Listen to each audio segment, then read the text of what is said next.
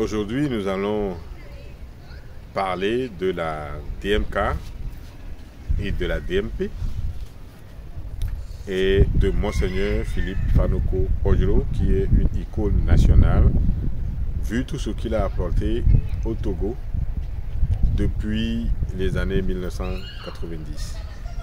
Aujourd'hui, Monseigneur l'évêque est dans une situation délicate.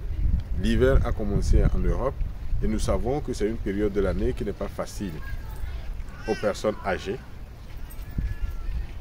qui ont vécu toute leur vie en Europe.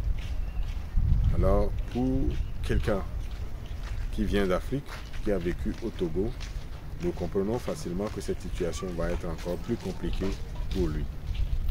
Monseigneur Ojoro, à son âge, ne mérite pas un tel sort.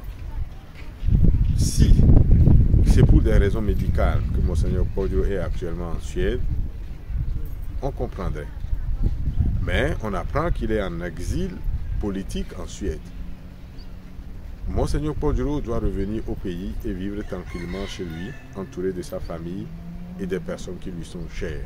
Personne ne touchera aucun cheveu de Monseigneur Ojoro. Ça, nous le savons tous. Et cette situation a été créée et entretenue par la DMK ou la DMP.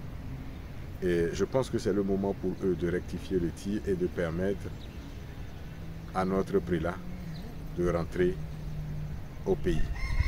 Nous savons tous que personne ne pourra rien faire de mal à Monseigneur Ojoro. Laissez Monseigneur Ojoro dans cette situation difficile pour qu'il souffre au-delà de cette terre en Suède. C'est un grand péché que ceux qui sont autour de lui et qui entretiennent cette situation commettent. Nous devons avoir le courage de le dire. Que Monseigneur Ojoro revienne au pays en paix.